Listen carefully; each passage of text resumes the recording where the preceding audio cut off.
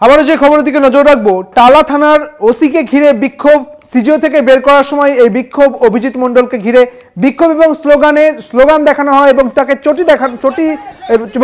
দেখানো হয়। আপনাদের জানিয়ে রাখি, বিক্ষোভ যেমন চলছে পাশাপাশি এই বিক্ষোভে স্লোগান তোলা হয় এবং সেই সঙ্গে চটি দেখানো হয় এই টালা থানার অপসারিত ওসিকে।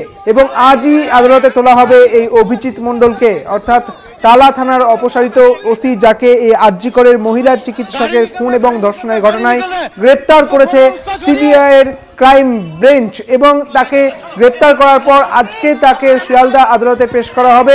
যখন সিজিও কমপ্লেক্স থেকে বের করানো হচ্ছিল এই অভিজিৎ মণ্ডলকে, তাকে ঘিরে বিক্ষোভ দেখাতে থাকেন বিক্ষোভকারীরা।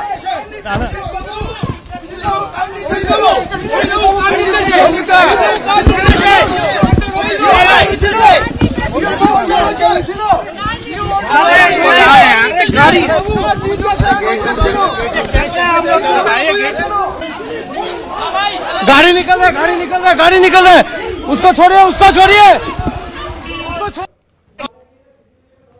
আমাদের সঙ্গে একেবারে সিজিও থেকে সরাসরি রয়েছেন আমাদের প্রতিনিধি শাকিল মুস্তাক। শাকিলের কাছে যাব। শাকিল, এই মুহূর্তে তোমার কাছে তিনটে প্রশ্ন থাকবে। এক হচ্ছে, এই অপসারিত ওসি অভিজিৎ মণ্ডল, তাকে কি কারণে গ্রেপ্তার করা হলো?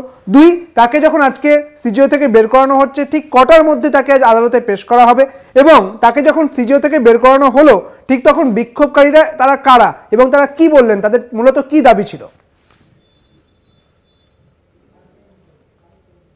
প্রথমেই জানিয়ে রাখবো যে আরজিকর মেডিকেল কলেজে যে চিকিৎসক তরুণী খুন ও ধর্ষণ মামলায় কিন্তু তোলপাড় গোটা রাজ্য থেকে দেশ, এবং এর পাশাপাশি যে এর আগেই কিন্তু সঞ্জয় রায়, তিনি কিন্তু গ্রেপ্তার হয়েছেন। সিবিআই আধিকারিকরা তাকে কিন্তু হেফাজতে নিয়েছিল, তারপরে জেল হেফাজত হয়েছে, পলিগ্রাফ টেস্ট হয়েছে, সব মিলিয়ে এই যে টালা থানার ওসি অভিজিৎ মণ্ডল, এই অভিজিৎ মণ্ডলকেও কিন্তু এর আগে 5 থেকে 6 বার এই সিজিও কমপ্লেক্সে কিন্তু সিবিআই দপ্তরে ডাকা হয়েছিল। তাকে দীর্ঘক্ষণ তাকে কিন্তু জিজ্ঞাসাবাদ করা হয় এবং বেশ কিছু কিন্তু তার কাছ থেকে নথি সংগ্রহ করা হয়। তারপরেই গতকাল দুপুরে যখন তাকে ফের তলব করা হয়, তিনি সিজিও কমপ্লেক্সে আসলে তারপরেই কিন্তু তাকে 7 ঘন্টা জেরার পরে তাকে কিন্তু গ্রেপ্তার করা হয়।